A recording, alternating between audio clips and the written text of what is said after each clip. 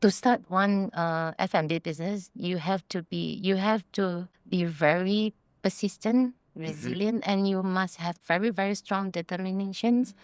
And you must have one very, very powerful thought is you have to forget your pains. You have to forget your failure. You have to forget the past, all the challenges that you faced before, and you wipe away your tears and you restart. I started to do my business when I was not tingkatan, I think Darjah 4. Darjah 4 is how 11 years old. Wow. Okay. Yeah. So like a born and bred entrepreneur from that age, right? Okay. What my mom told me is like, every day I'm watching you wearing high heel shoes and then wear very nicely to office to work. But at the end right now, you're wearing Portugal shoes. You know, the Portugal, the yellow color boots, right? The yellow color, yeah. So because I have to go to Pasar, she helped me for 3 months. After my second outlet gets stable, and then she told me she needs to go back. Yeah. But she will make sure my 2 outlet gets stable. So this is how, then after, subsequently, when I overcome that, then I start to open my 3rd outlet, my 4th outlet. I think for a lot of food entrepreneur or restaurant entrepreneur, when you are able to overcome your 2nd outlet challenge and you are still able to survive and sustain, you will do great. Hi everyone, welcome to Cari Makan podcast, where we talk more about the F&B industry and also behind the scenes for the F&B industry. So if this is your first time watching, don't forget to subscribe. If you like this episode, don't forget to like and also give a comment with any questions or any feedback for us. And thank you all for watching. So my guest today, interesting guest. I'll let her introduce herself shortly.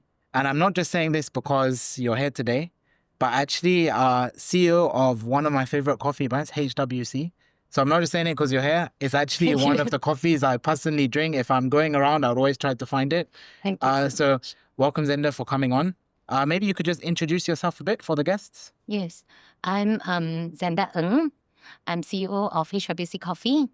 And I started this business 3.5 years ago. Okay. Right. So currently, HWC Coffee, we have 80 outlets across whole Malaysia. Wow. And we have 2 international outlets at Brunei. Okay. Right. And 3.5 years, you said, right? So still quite... Still growing strong. Still going strong. Yes. And that's a lot of outlets for a few years, right? Yeah.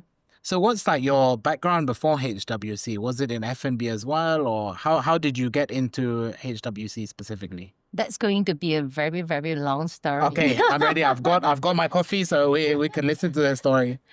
Yeah. So I'll use Bahasa Raja. Boleh. Yeah. Since because I'm also anak Mara. Okay. Do you know about Mara? Mara, yes. I'm from MRSM. Okay, wow. Yeah, I'm okay. from MRSM Shooting, Negeri Sembilan. Okay. Yeah. So not many Chinese or non-Muslim has actually studied in MRSM or Mara school. Okay. Yeah, I'm so honored to be one of them. Yeah. That's your personal background, right?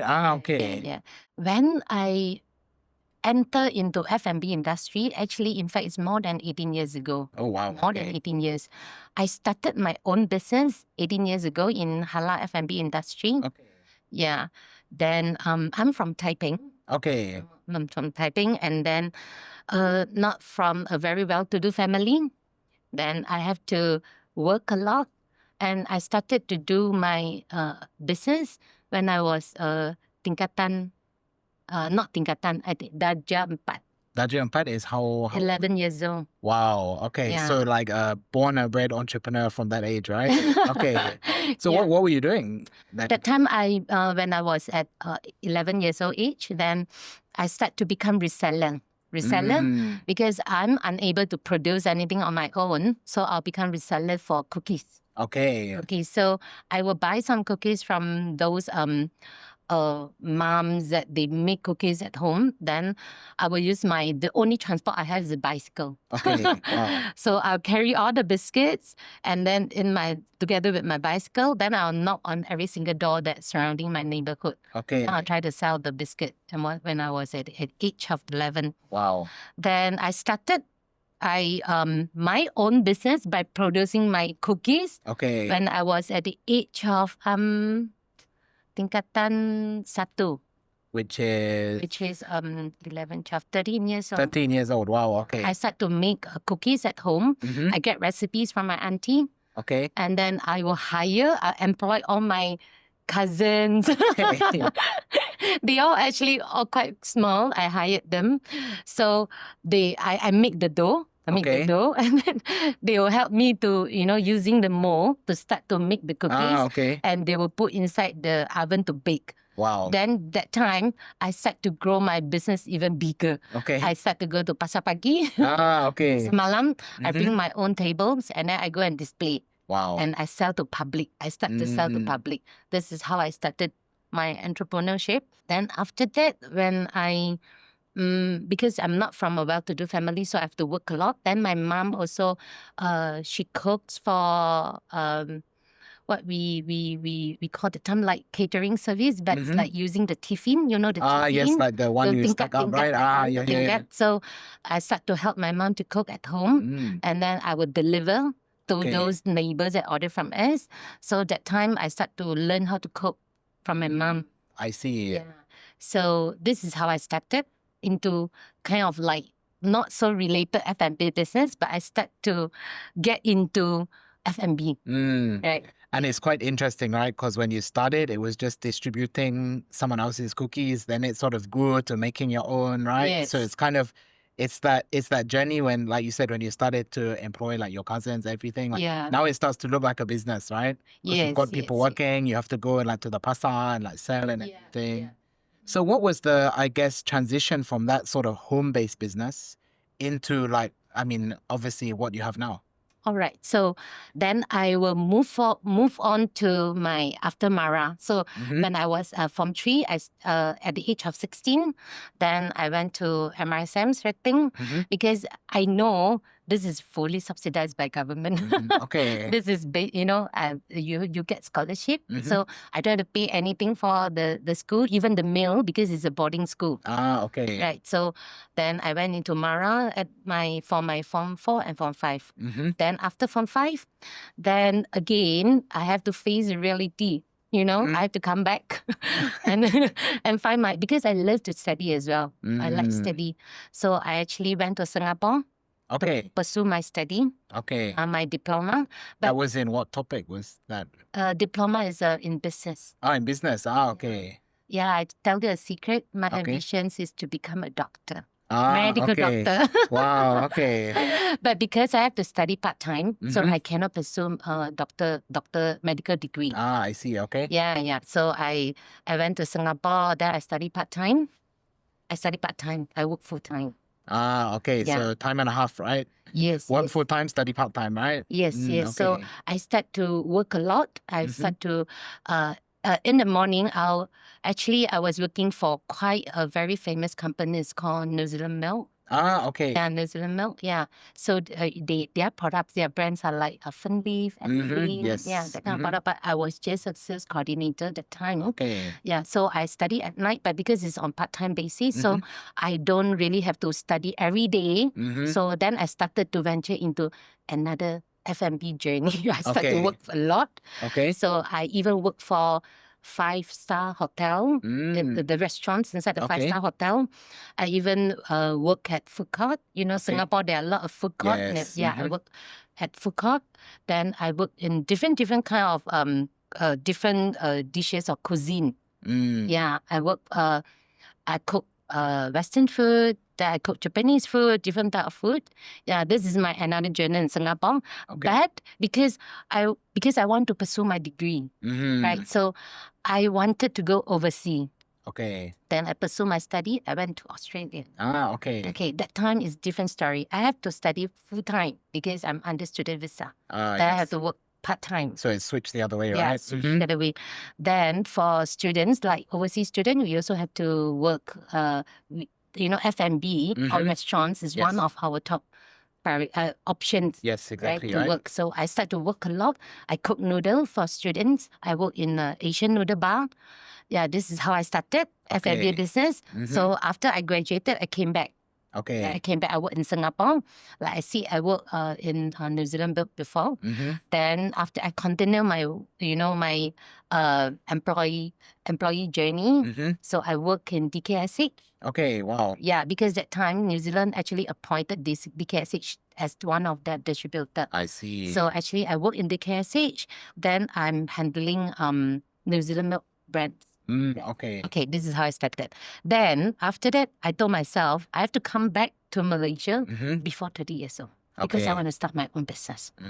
Yeah, So and that was where the I guess the idea, the intention was, right, I'm going to do my own business now, right? correct. So I came back to Malaysia when I was at the age of 28. Okay. I decided to give up my very high salaried job. Yeah, very good welfare because this DKSH is a listed company.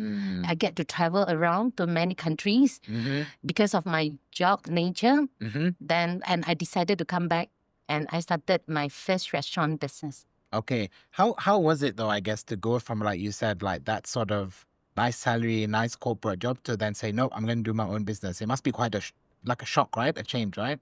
Yeah, it's actually, even though my whole family, my parents, they are so kind of like, they don't agree.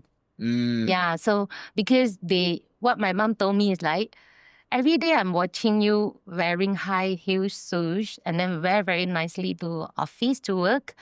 But at the end right now, you're wearing Portugal shoes. You know, the Portugal, the yellow color boots, right? The yellow color, yeah.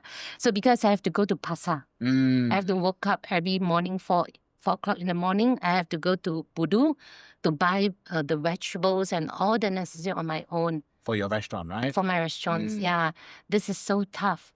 Yeah. Because it is a big contrast, right? Correct. But that time I told myself I'll give myself 2 years.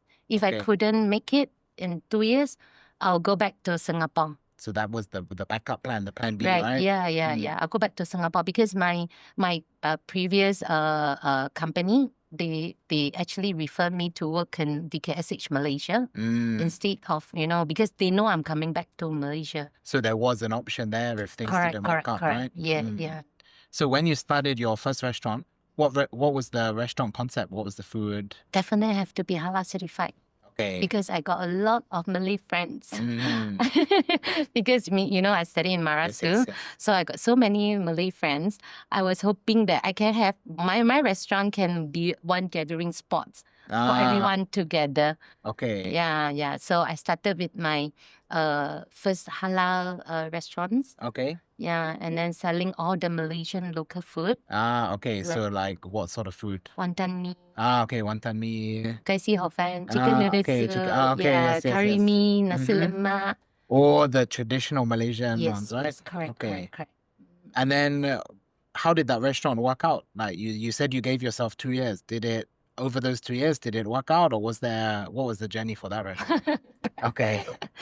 I think because to be one entrepreneur, you have to be very persistent and resilient. Yeah.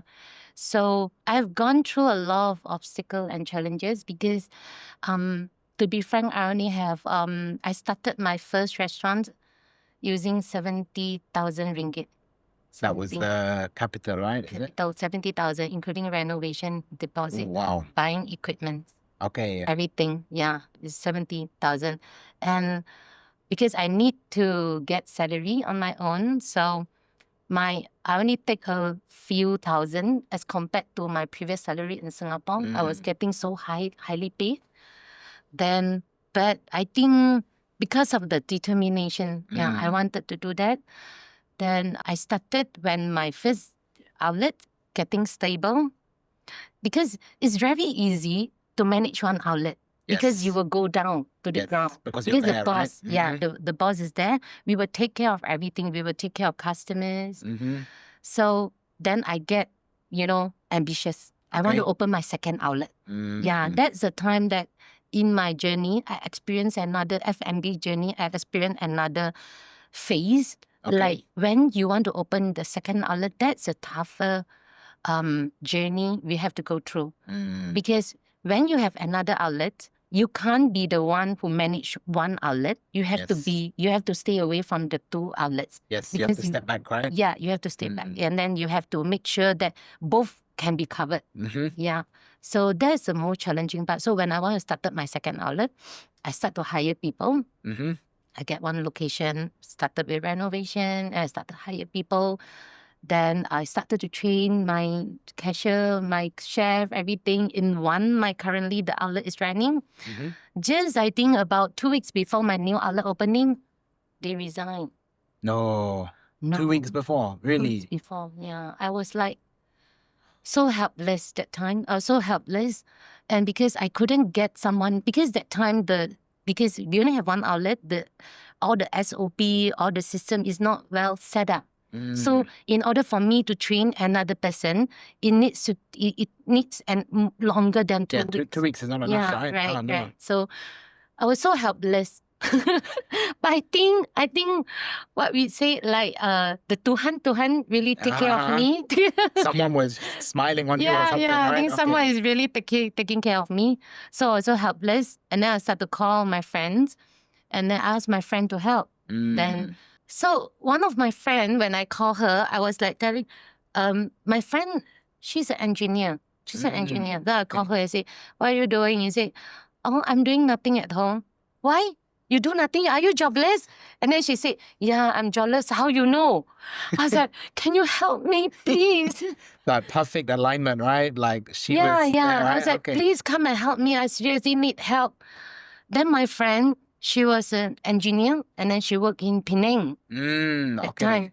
So the next day, she came to KL and she helped me. Wow. Yeah, she helped me. So I can imagine, right? Yeah. It's tough, right? When everything's planned out, then something happens. What do you do, right? You know, like She helped me for 3 months.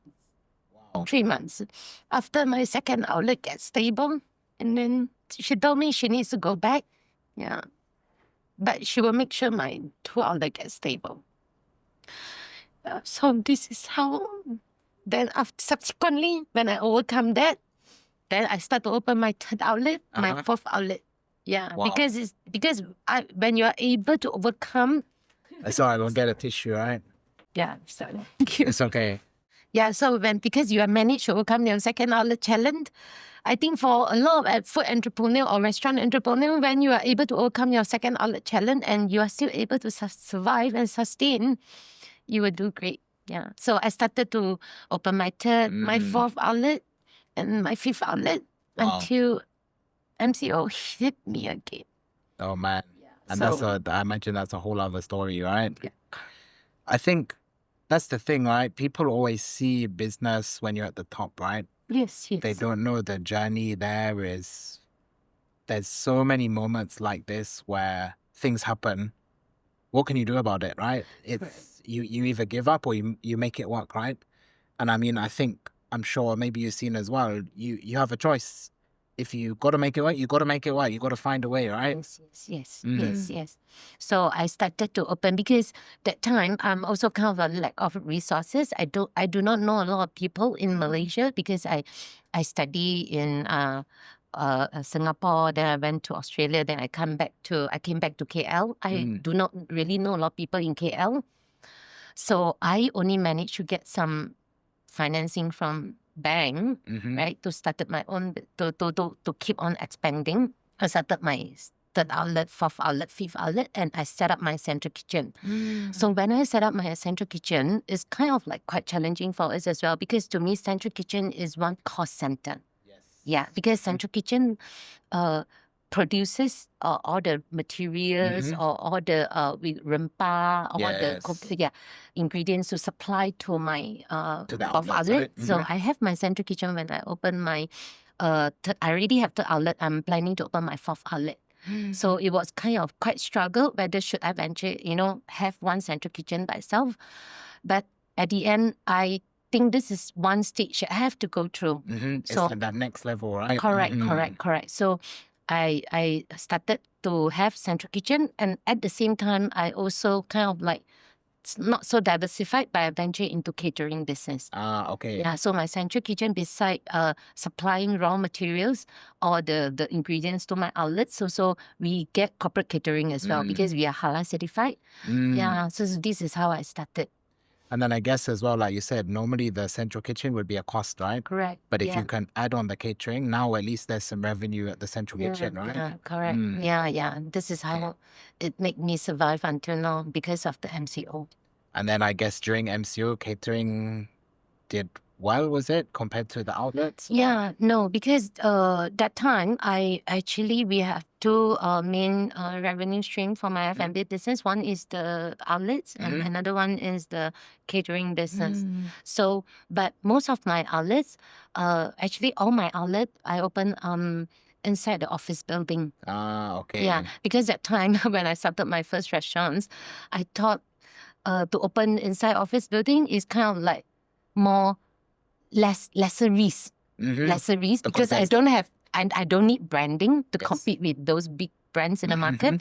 Because if inside the office building you already have those, the workers over there, definitely they will know about you. They will come and eat.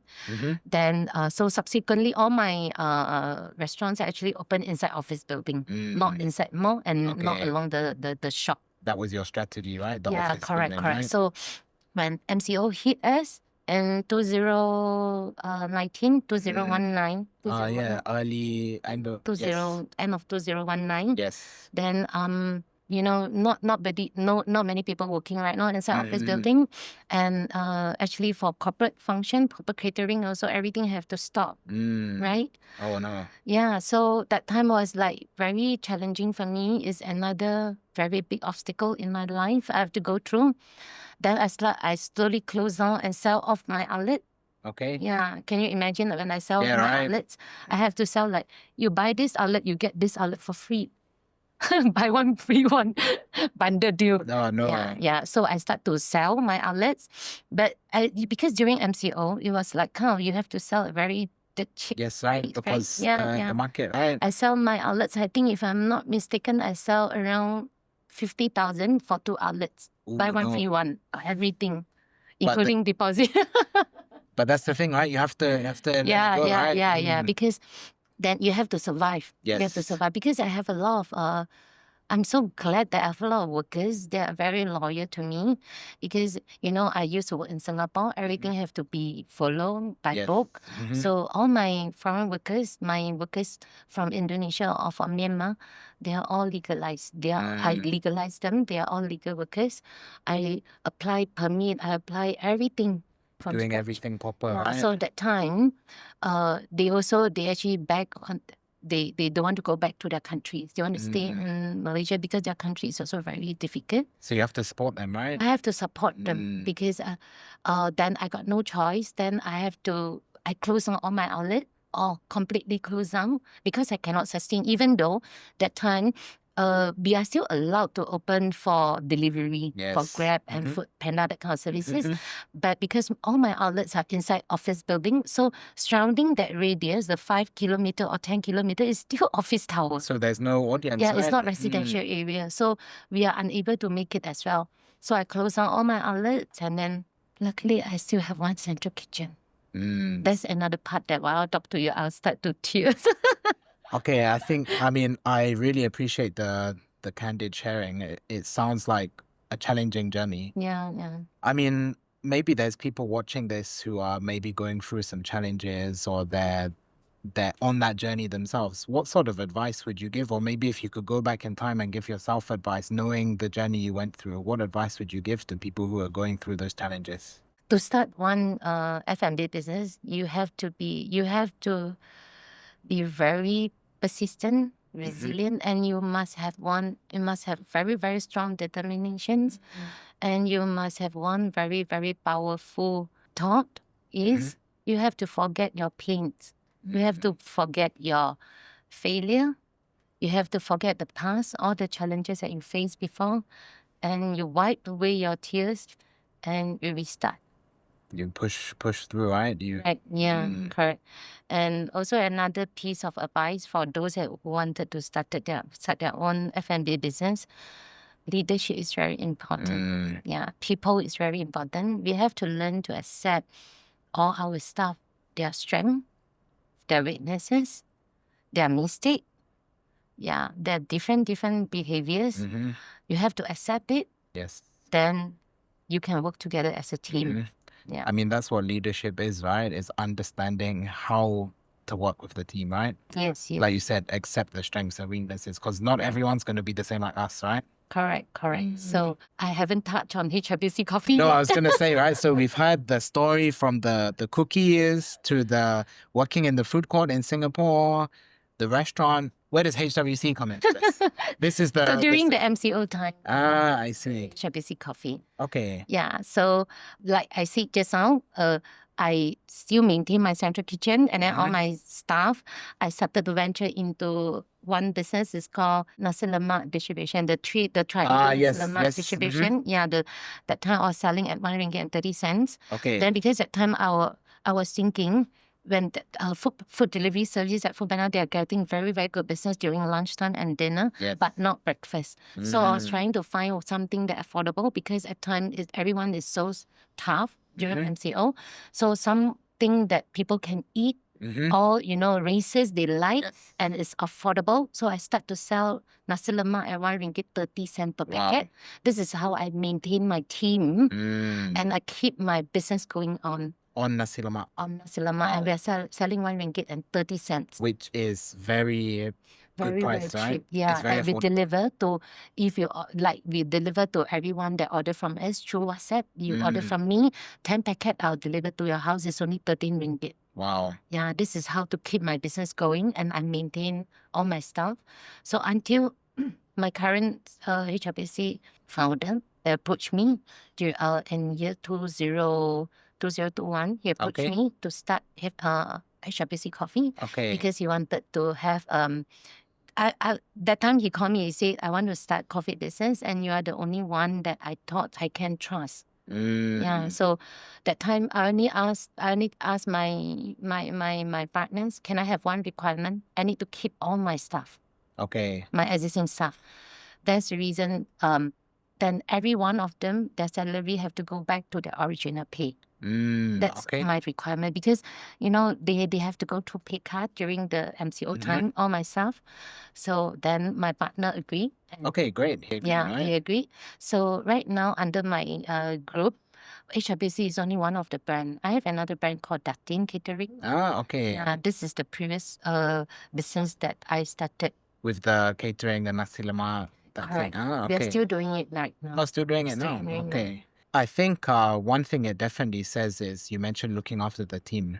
Right. The fact that the offer came in for you, but you said, no, I'm going to put the team first, right? You want me, you take the team and the salary. That's a commendable decision, right? Yeah. So we started HWC Coffee in 2022. Yeah, so I managed to open the first outlets in at 1U. Okay. 1U in April 2022. Okay. Yeah, so that time was kind of like quite blessed, because when we were planning for this HWC coffee business, we are still at the stage of CMCO. So it's not CMCO, it's not fully open. It's like half-half, right? It's like, it's like half-half. But when we were preparing to open our first outlet at 1U, then end of March, government actually announced that, I think they release no more CMCO. Yes. Everyone, but it's with some control, but you can go out to public. So Yes. that time was like, everyone maybe still not ready, but we are kind of like ready, because I'm using about 4 months to prepare for HWC coffee business before the government announced the opening up, the right? opening up of correct.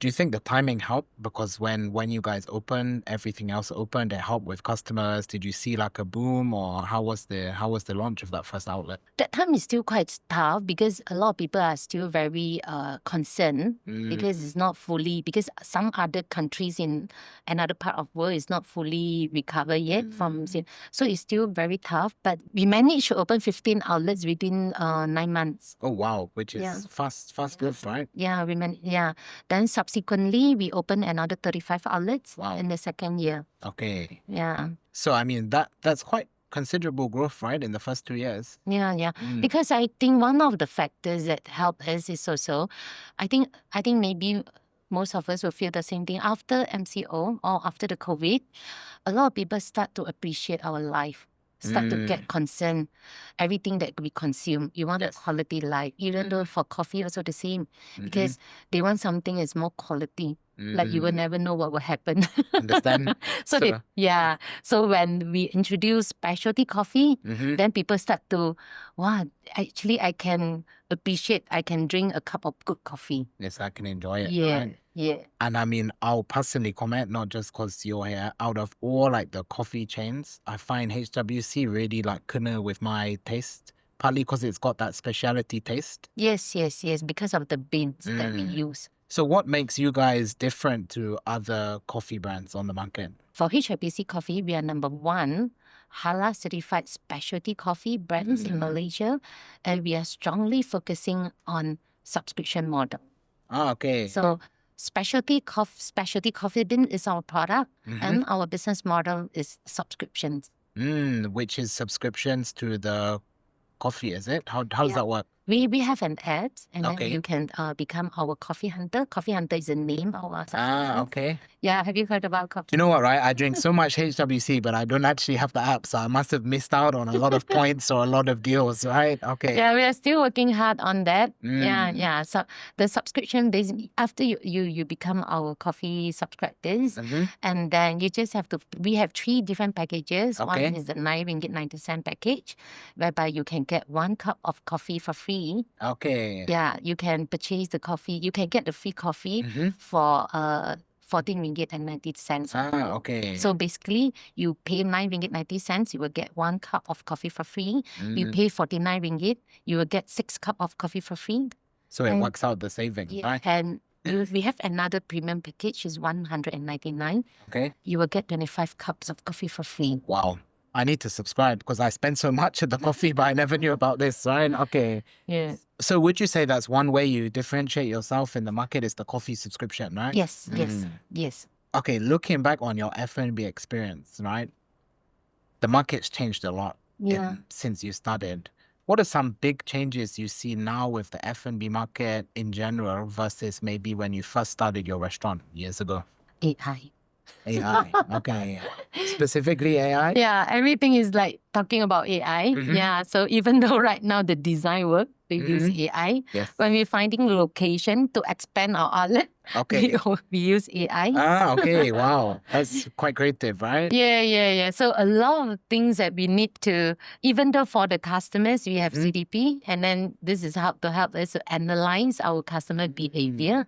Yeah, so as you know, I was in this industry for so long. I think F&B industry is evolving, stage by stage. But the most important thing is we have to adapt to the changes. Yeah. I think especially for AI, sometimes it becomes a bit of a buzzword, right? Like AI, and then but people think, oh, ChatGPT and images, right? Yes. But actually, like you said, if you're using it for analysis, like finding locations or analyzing customer data, it's very powerful. Yes. I think a lot of people still haven't fully embraced it yet. The true potential, right? Yes, correct.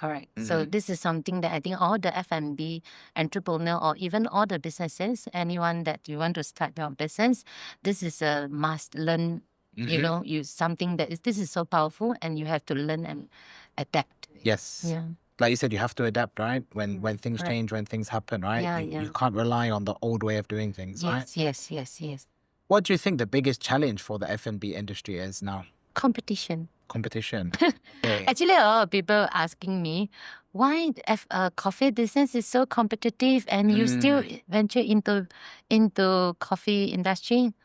Then I'll ask that person, can you tell me any business is not challenging?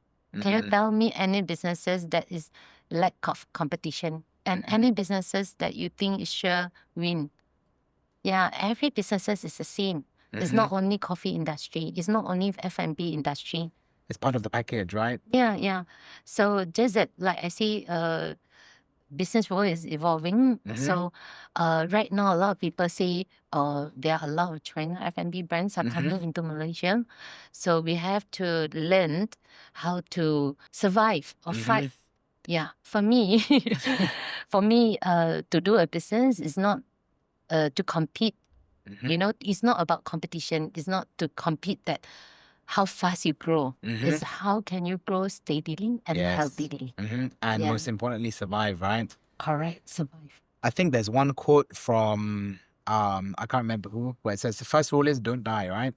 That's the most important thing. If you can survive, like if you're still alive, you still got breath, then you can keep going, Yes, right? you can keep going. Right. Yeah. What's your plans for the future with HWC? I have a very ambitious plan for next year. Okay. You mind sharing some more? Is it still private and confidential? Or? No, because of just now I mentioned is about the subscription base. So Okay. for a customer to subscribe, there are two main things that we need to consider. One is your brand awareness or your brand reputation. Yes. Does people know about your brand? They trust your brand, Yes. right? The second thing is your numbers of outlets. Because when you subscribe, you want to easily access and get your free drinks. Exactly, Right? right? Enjoy the benefits. So these are the two things that we have to, to become number one coffee subscription brand in Malaysia. Yes. These two things that we have to consider. Yes. Yeah.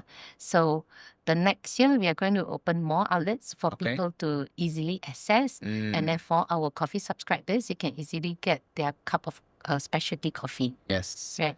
And I think this could apply to a lot of businesses, right? Which is the first phase of awareness, trust is very important, right? People need to know you exist. Yes. And they need to trust you, right? They need to have a connection with you as a brand. Yeah, yeah. And I think as well, especially like you said, the market is quite competitive. Yeah, yeah. Accessibility is one, right? Sometimes if you want a coffee, you might not necessarily find the brand, but you'll go to the nearest one that's there, right? Correct. So you've got to be there where the people are, right? Yes. So this is the thing. I think after 3.5 years, people start to know about us, trust our quality, and then they know that our product is good. Yeah, so we hope to open more outlets next year.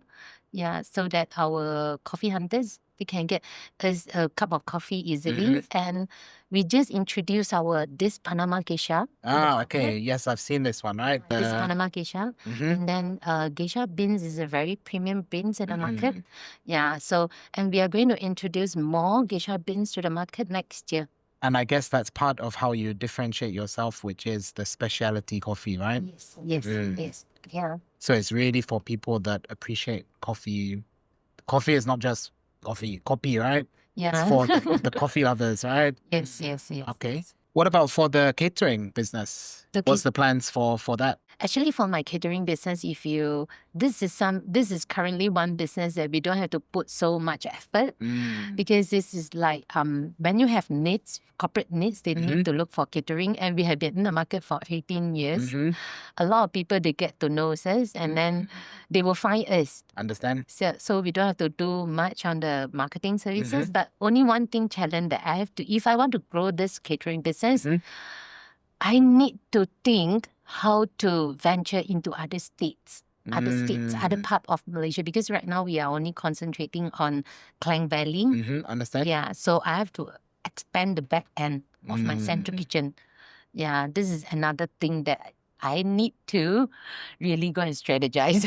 I understand, because you got to make sure you plan it right so you can execute it, right? Correct. I mean, I think there's definitely an advantage there. Like you said, if you've been around for 18 years there, right? It's like the Lindy effect, right? You've been around for long, you're trusted, you've got clients, it's quite stable, right? Yes. So I guess you see the contrast with the catering business and HWC, where here, HWC is growth mode, right? Yes. We're growing, we're expanding. Here is more, keeping steady, surviving, growing. But like you said, you need to strategize on it, right? True. Yeah. Okay. I think there's going to be a lot of maybe smaller businesses, aspiring F&B entrepreneurs watching this podcast. What sort of, I guess, tips would you give to them if they're just starting out? Okay, like I said just now, people is very important, right? So you have to learn to accept different behavior of people. And then the second thing, your product. The product is very important, but product is not everything. Because right now, people can get product easily. Yes. Right? And the third one, the most important thing is the business model. Your business model will make you differentiate your business with other competitors and makes you stand out in the market. Yeah. So sometimes a lot of people say, I can cook very good. Yeah, you can cook very good. You can, but it's not necessary that you can, open a business and you manage the business by Yes. just serving good food. Yeah. In fact, if you look at a lot of very successful restaurants, they don't always have the best food or the nicest food. And in some places, the food is excellent, but the business fails because the other parts are not working, Yes, right? correct. Yeah. So I agree with you. It's not just about product. Product is important, but it's not the only thing, right? Okay, you're going to be at the FoodPreneur Expo this Yes. December, right? In Yes. Penang. What are you guys bringing up to showcase? Actually, I was still thinking. I don't think that people or the young entrepreneur that they want to hear how tough am I, going through all the challenges. I think they want to hear, And also right? they don't want to hear how good is HWC Coffee, like I'm promoting HWC Coffee. So I'm still thinking maybe I should share more on like motivational kind of thing to those entrepreneurs to keep them going, fighting, and to pursue their dream. Yes. To have, to become one, to become F&B entrepreneur. Yeah, this journey is not easy. Yeah, but I hope that I can share with them. I can probably pre-alert them. what it's really like, right? Yeah. What is the actual things that they have to face? Yeah. But I personally think as an entrepreneur myself, right, we love hearing stories from people, even the challenges. Because sometimes when you're in a challenge, it feels like you're doing everything wrong and it looks like everyone else is doing it right. But then when you hear other people's stories, you realize actually a lot of people make mistakes. They go through these challenges. So hearing it from other people, actually, it's very inspiring. So I think you should share more about it. All right. I think because if I was starting out and I was facing the same issue, like 2 weeks to opening, something happens, I think, the whole world's gonna end. But it's like, wow, she could do it. I feel that semangat, right? That motivation to do it, right? Because I always believe that if there's a will, there's a way. Yes. Yeah, because when I keep calling my friend, this is one of the way how I solve my problem. Yes. Yeah, so you have to always find ways and means to solve all the challenges and problems that we face. Yes, exactly. It sounds quite simple, but it's the whole nut katak nut, right? If you want it, right, you make it work, right? Yes. Thank you so much for your time and your sharing. I'm feeling inspired as well because sometimes, like I said, it's very easy. You see the success, but you don't see the journey. Yeah. And the more you see the journey, you realize it's never a straight path up. It's always like this. It's what you do in the downs that's important, right? Yeah. So I really appreciate your sharing today. I'll be in Penang as well. Right. So I'll pop by. Are you guys having a booth or a talk or something? Like, what's the plan there? Yeah, I'm going to have, I'm one of the speakers Okay. to do sharing. Okay. Yeah. I'll come to your talk if you come to my talk, right? Thank you. Okay. So we'll see each other in Penang. Once again, thank you so much for spending your time candidly sharing your story today. Hopefully it will be inspiring to the audience. Maybe if some people are watching this, they're also facing some challenges. You take this advice to push through, keep going, because it's part of the package, right? So thank you so much, Zenda, for today. And thank you all to the audience for watching this far. If you're an aspiring F&B entrepreneur, restaurant owner, you guys definitely should come to the FoodPreneur Expo this December 16th to 18th at Setia Spice Convention Center, Penang. I'm going to be there. There's going to be loads of other inspiring F&B businesses there, exhibitors. I think really it's the place to be for anyone who's in the F&B industry. So I'll see you all there. And also as well, thanks for watching Cari Makan podcast. Don't forget to like and subscribe and leave a comment below with any feedback. There will be a link to the FoodPreneur Expo in the description, as well as a link to all our socials, all our pages to follow as well. So thank you so much for watching and see you next episode. And see you in Penang. See ya.